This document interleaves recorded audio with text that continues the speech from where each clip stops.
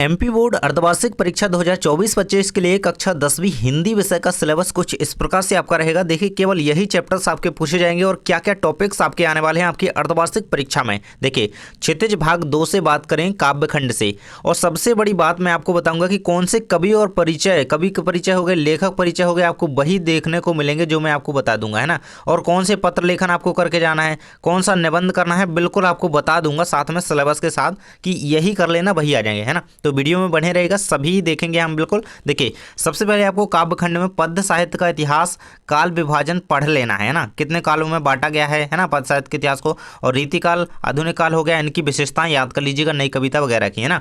Next भाई, आपका पाठ्यगत की बात करें तो काव्य खंड से केवल आपकी यही चैप्टर्स आएंगे जो कि यहाँ पे हो जाते हैं। पद जो कि सूरदास जी का चैप्टर है, राम लक्ष्मण परशुराम संवाद जो कि तुलसीदास जी का चैप्टर है। नेक्स्ट है आपका सवैया, है ना, या कवित्त, तो ये देव का चैप्टर है। नेक्स्ट है आपका आत्मकथ्य, जयशंकर प्रसाद, उत्साह अट नहीं रही है, निराला जी का चैप्टर है। अगला है यह दंतुरित मुस्कान, है ना। इनकी आपको डिटेल्ड वीडियो चाहिए, है ना, पूरे क्वेश्चन आंसर मैंने प्रोवाइड उसमें कराए हैं आपको, तो वीडियो चैनल पर डली हुई है, देख लेना, है ना। संगतकार, तो ये सारे चैप्टर आपके काव्य खंड के अकॉर्डिंग रहेंगे। नेक्स्ट भाई, आपके गद्य खंड में आपको ये सारे चैप्टर कंप्लीट कर लेना है ना। यहाँ से ये आपका गद्य की गौड़ विधाएं तो करनी ही है याद, इनसे जो क्वेश्चन बनेंगे वो सारे चैनल पर अपलोड कर दिए गए हैं, जाकर के देखिए।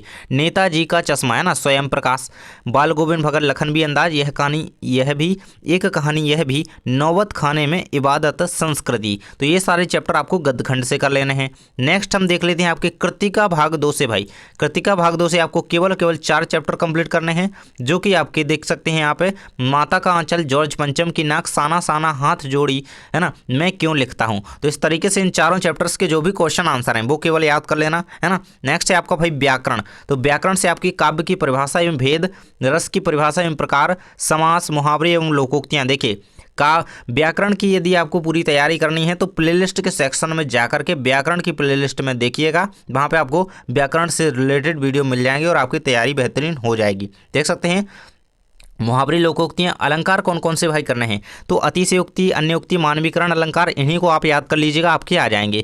छंद, तो छंद दोहा और चौपाई आपके दोनों में है, तो बिल्कुल इनमें कितनी मात्राएं होती हैं ये याद कर लीजिएगा, ऑब्जेक्टिव बनेगा। और इसकी परिभाषा उदाहरण सहित याद कर लेंगे, उदाहरण बिल्कुल से याद कर लेना है, क्योंकि एक ना एक छंद आपका आने वाला है। इसके बाद शब्द शक्ति पढ़ लेना, शब्द गुण पढ़ लेना, है ना। अनुच्छेद लेखन आपका आएगा, मैंने ये अनुच्छेद लेखन आपके कंप्लीट करवाए हुए हैं।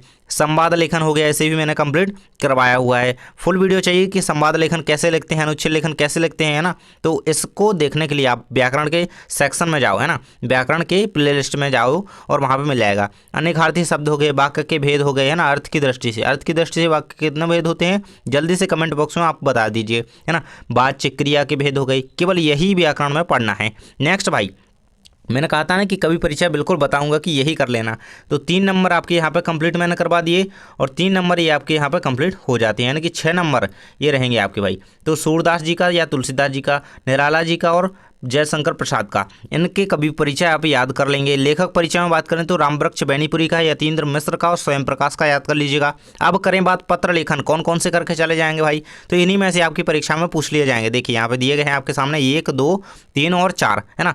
परीक्षा काल में ध्वनि विस्तारक यंत्रों पर प्रतिबंध लगाने हेतु, है ना, इसकी यदि आपको इसका आंसर चाहिए, बिल्कुल सरल भाषा में मैंने आपको कंप्लीट करवाया हुआ है।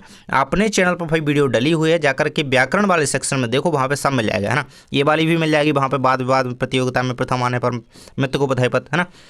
हाई स्कूल परीक्षा में प्रावीण्य सूची में प्रथम स्थान प्राप्त करने पर मित्र को बधाई पत्र, ये भी याद कर लेना, है ना। शुल्क मुक्ति हेतु अपने विद्यालय के प्राचार्य को आवेदन पत्र, इनमें ऐसी आपकी फंस जाएगी, बिल्कुल इन्हें करके चले जाना, है ना भाई। नेक्स्ट है आपके निबंध लेखन और रूपरेखा निर्माण, तो भाई इसमें आपको क्या करना है, निबंध लेखन केवल इन टॉपिक्स में से किसी एक पे आपका पूछा जाएगा, है ना। देख सकते हैं यहाँ पे जल ही जीवन है, जैसे मैं कहूँ कि विज्ञान हो गया, है ना, विज्ञान का निबंध बहुत बार पूछा गया है और पूछा जाता है हर बार, है ना, और जल ही जीवन का भी पूछा जाता है, इसलिए मैंने प्रायोरिटी यहाँ पे जल ही जीवन को दी है, बिल्कुल से इसे याद करके चले जाना, है ना।